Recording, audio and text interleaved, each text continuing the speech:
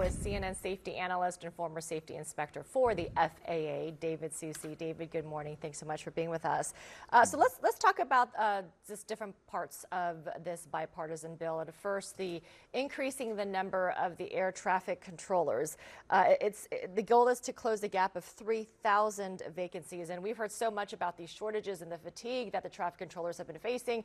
As we've been watching a lot of these, near collisions or close calls on the runways happen.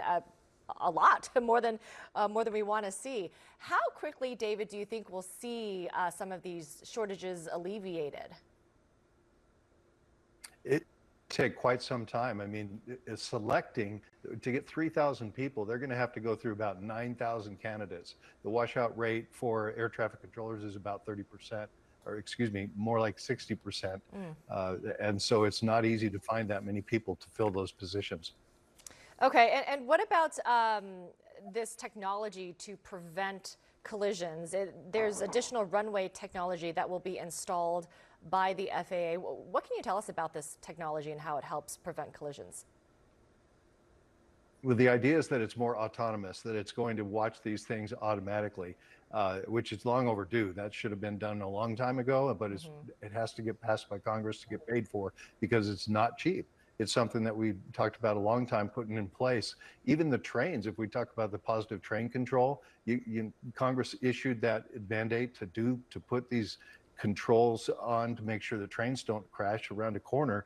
It's similar to that.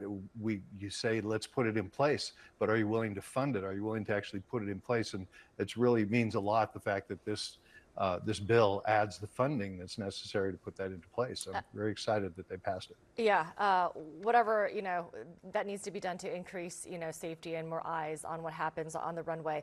I remember back in February listening to the FAA Administrator Michael Whitaker testify to Congress, and, he talked about the current system not working because he said it's not delivering safe aircraft. And he was referring to, the oversight, the FAA, the way that employees of aircraft manufacturers were inspecting their own planes.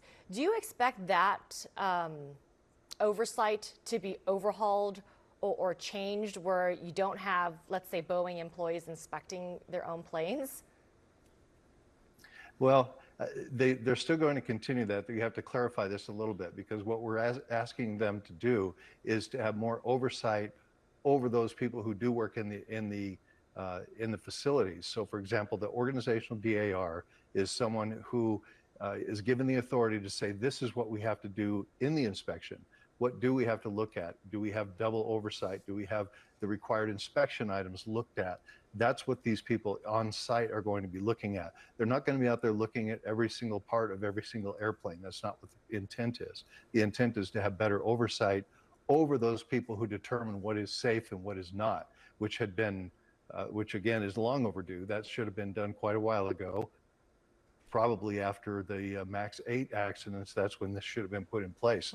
But to get the money together to put the people in place to do it, that's what I'm excited about now. They actually have the authority to go ahead and hire the people that need to be on site and looking at those things that were not looked at before. And lastly, before we let you go, the sticking point that Melanie Zanona mentioned about a provision that would allow, I think, an additional 10 flights a day at Reagan National Airport. And it seems like, there was a lot of disagreement between lawmakers, between airlines, and some of the lawmakers saying that, look, Reagan National is already too busy. It's too restricted to add more flights. What are your thoughts on that? Well, Reagan National, what we have to understand is that they've been under a restriction ever since 9/11. So they put a lot of restrictions on that airport. So I think that the airport is capable of handling those extra flights. I'm not sure really what the pushback is here, because they have enough capacity to handle it.